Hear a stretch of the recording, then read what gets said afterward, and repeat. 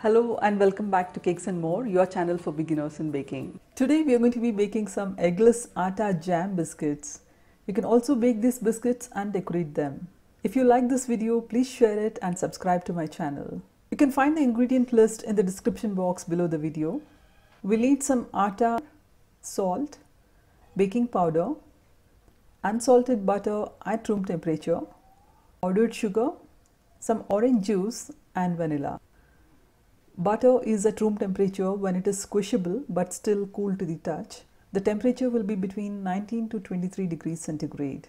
We'll need a hand mixer for this recipe. I'm using my 300 watt Morphy Richards hand mixer. I have given the link in the description box. You can also use a strong wooden spoon, but it will take some effort.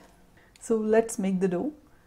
First sift the atta, salt and baking powder twice and keep it aside. Take the butter and sugar in a bowl. On medium speed, beat for about 1.5 minutes. For this recipe, I'm beating the butter and sugar until creamy.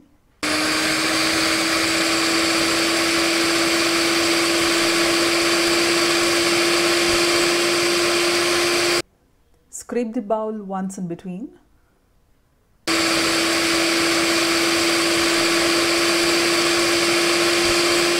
This is creamy now. Do not beat too much. Now we'll add the orange juice, vanilla and mix on the lowest speed just to mix it, like for about 20 to 30 seconds. Then add the atta, mix in gently.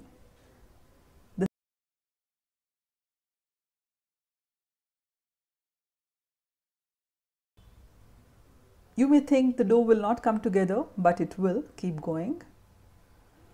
The dough will be very soft. Cover with plastic wrap and chill for about 30 to 45 minutes so it firms up. So this is after 30 minutes. Divide the dough into 2 portions and gently make it smooth. If you have kept the dough in the fridge for longer and it is hard, leave it on the counter for some time. The dough should be firm but soft enough so that you can roll it out easily with gentle pressure. I find it easiest to roll out dough if it is between 2 sheets of parchment paper. No need to use flour for rolling. Cookies will taste better this way. If you have to roll directly on the counter, you will need to use flour. I prefer not to use it. Roll with gentle pressure. Do not apply more pressure or the cookies will be hard. Try to keep the thickness uniform. This is about 3 mm thick. Using this metal cookie cutter with sharp edges, dip it in flour and shake the excess. Firmly press it in and twist the cookie cutter gently. Cut as many shapes as possible. Carefully remove the extra dough around the cookies. This dough can be used to make more biscuits. Place this on a flat plate. The cookies will remain flat.